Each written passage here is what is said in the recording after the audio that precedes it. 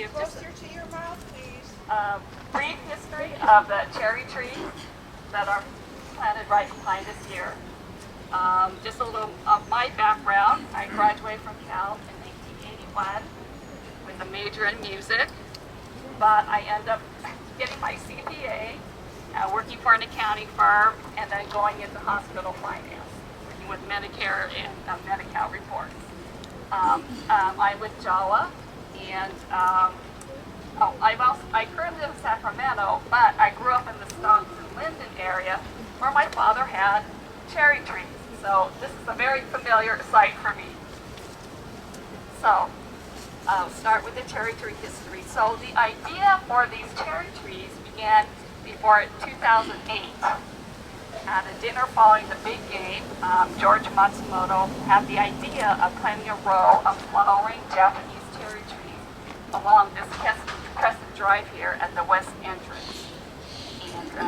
And in 2008, there was a meeting of the J-Sei lunchers that introduced the planting of the trees, and they proposed that the California Japanese American Alumnae Association considered donating funds to this landscape project. So a decision was made to contact the campus landscape architect, and they worked with them, and the campus had proposed several sites, but this site here was the one they wanted. They prepared a series of tree planting plans, and some landscape architects donated their services to design the planting.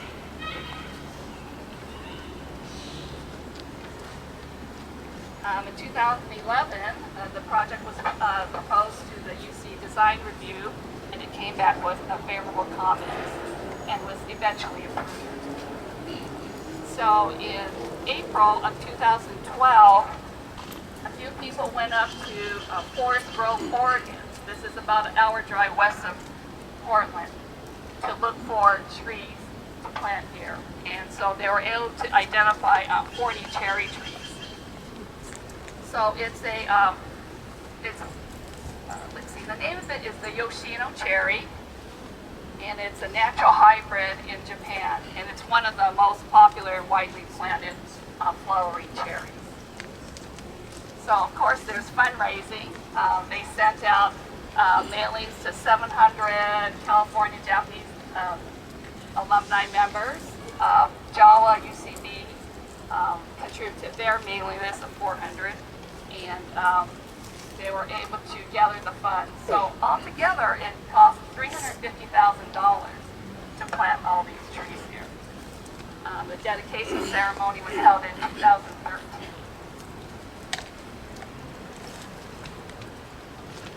And so these are just a few words from the cherry tree planting group. As we reflected back to the J-Sei generation, we are in awe of how they were able to immigrate to a new world with very little money or English language ability, yet succeeded and contended with the obstacles of a major economic depression and a world war. One of the main objectives of our ancestors was to ensure that we all received a good education. Through this education, the generation of gardeners and houseboys became landowner farmers, doctors, engineers, pharmacists, dentists, nurses, teachers, and members of the armed forces. They all contributed not only to their well-being, but to the community and society as a whole. While a dream of many, it was a task of a handful of professionals to complete this project, to now join hands with theirs to applaud their efforts. And I just want to read what's written on the plaque back there. It says, "This grove of cherry trees stands as a legacy to the graduates of Japanese ancestry in recognition of their contribution to our society and as a tribute to the educational excellence of the University of California." So I'm also going to share a little bit about the Japanese American men and women's dorms, and so I'll just continue on here.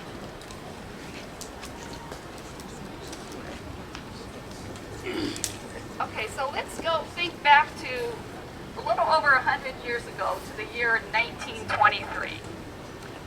were here in 1923, we'd be able to get on a streetcar right here on Oxford Street, take it north up to Hearst Avenue, make a right, and then we'd come to Euclid Avenue. And so that area was where the Japanese American men and women's dorms were to be purchased and occupied. So in February of 1923, a group of young Cal Nikkei students raised $13,000 to purchase a building at 1777 Euclid Avenue for housing and a meeting place for what became the Japanese Students Club of the University of California. So this dorm housed about 28 to 30 male students, and at the peak, the student club had about 200 members. However, now, that was in February of 23. We come to Monday, September 17, 1923, and in the afternoon, a fire ignited in Wildcat Canyon in the afternoon and swept through the neighborhoods north of campus. So members of the Japanese Students Club left class to try to fight the fire and save their dorm. Unfortunately, they were unsuccessful and the dorm was destroyed. But the students ended up helping to save President Emeritus Benjamin Wheeler's home.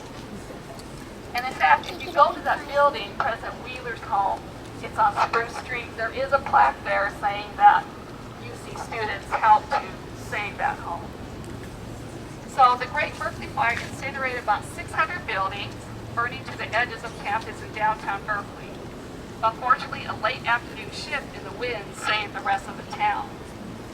So thousands of people lost their homes, and about a quarter of all faculty and staff and about 10% of Cal students, were homeless. But miraculously, no one was killed. So the fire changed the built character of Berkeley, obliterating hundreds of the classic Berkeley brown shingle homes. So replacement buildings featured fire-resistant construction such as stucco interiors, exteriors, and tile roofs. So with generous donations from the Japanese American community, a new building for the men's dorm was constructed at a cost of $32,000. Let's move on to 1925. This is when the first 1925 to 1933, and the first Japanese American co-eds formed the Japanese Women's Student Club. And here is how a couple of J-Sei women described Berkeley at that time. Telegraph Avenue was clean, quiet, and sophisticated, and women were dressed conservatively, wearing silk stockings and heels. But sophisticated Berkeley harbored racial discrimination in housing and jobs. And for these reasons, these women founded the Japanese Women's Student Club and began raising funds to build a dormitory for J-Sei co-eds.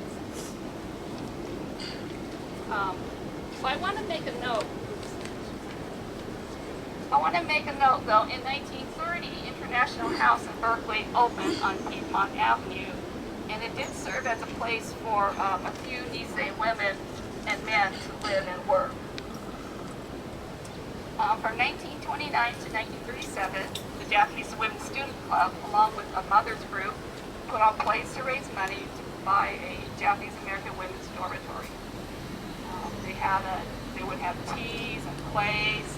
They did have a Japanese doll festival tea held at International House, and President Obata's artwork contributed to that event. So in fall of 1937, 7 women and their house mothers moved into the newly opened clubhouse at 2509 Hearst Avenue. It was purchased for $7,000, and it was formerly the Filipino student clubhouse. That building is no longer there. It's, I believe, some eating places. So it was conveniently located just around the corner from the men's dorm. Professor Chiro Obata's paintings decorated the walls of the living room. I'm going to just read a few writings from students during that time period. So this is by William Fujita, class of 1939. Generally, the J-Sei students at Cal were carefree, naive, and innocent. playing bridge at Stevens Union any time of the day was a popular pastime. In the 1930s, there were actually 4 Nikkei athletes who were first-string players in varsity sports: basketball, baseball, tennis, and track and field. Now we come to 1941, or December 7th, and Yoshiko Uchida writes, the student clubs were the center of all of our social activities and gave the Nikkei a sense of community we couldn't find elsewhere. We enjoyed the frequent dances and social functions, and like the rest of the student body, most of us, a little awareness of the world beyond campus.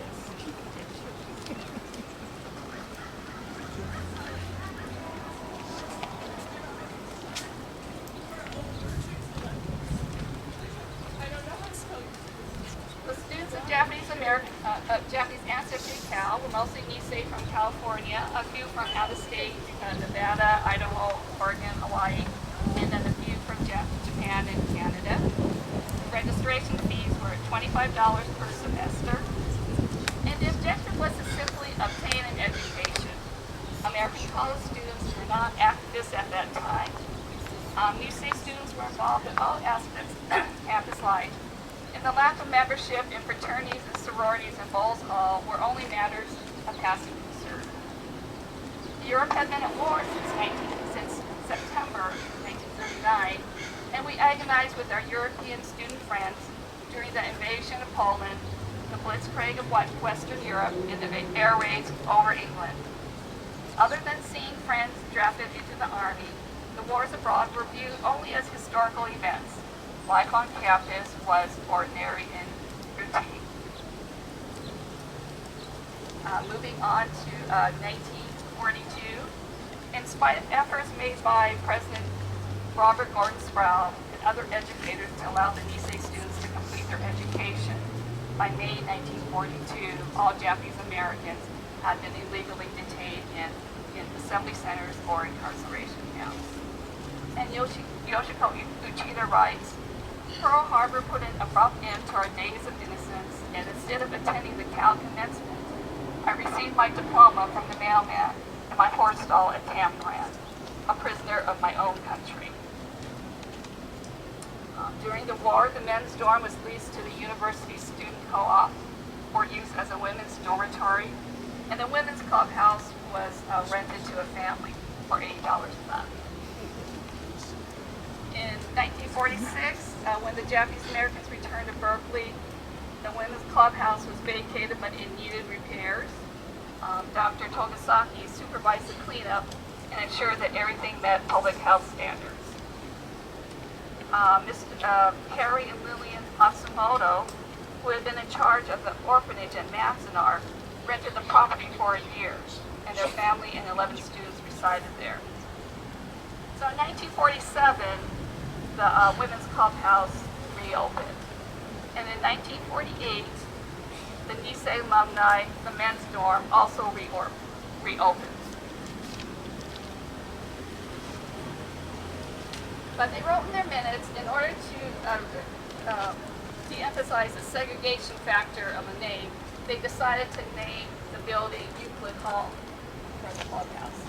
So it continued to house about 35 male students. There were no racial limitations, and in fact, there were several students of Chinese ancestry that resided there. In 1952, the California Japanese Alumni Association was established, and throughout the 60s, activities continued. And one of our Java board members recalls dances at Euclid Hall. In 1964, the city of Berkeley condemned the women's dorm, but by then, Japanese American students were able to live in racially integrated co-op dormitories.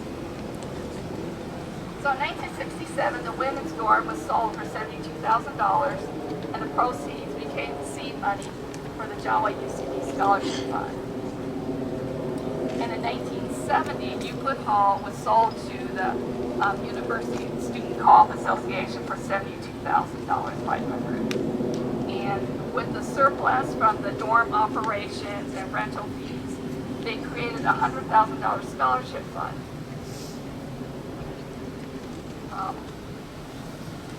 So during the 1990s, the Japanese American Alumni Association awarded scholarships and internship programs, encouraged community service, had a big game dinner tradition.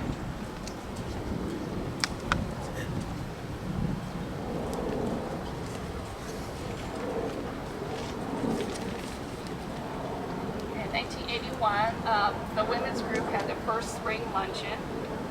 And in 1982, JAWA became an official alumni chapter with the Cal Alumni Association. And in 2008, kind of moving back here to the territories, the Japanese Alumni Association funds went into the planting of the cherry trees here. So the JAWA, the women's group, continues as an active chapter of the Alumni Association. And in fact, we're going to celebrate the 60th anniversary of the founding of that scholarship fund. We're going to be celebrating that in 2027. So just keep on the lookout for that. Just a few parting words. These are the stories of only a small fraction of the Japanese American co-eds at the University of California. Behind each successful student, their family, older siblings, and parents who made great sacrifices. These Nikkei students blazed trails of achievement both at Berkeley and in their communities. They struggled and they wanted to ease the way for the future generation of Japanese American students. Thank you, Nancy.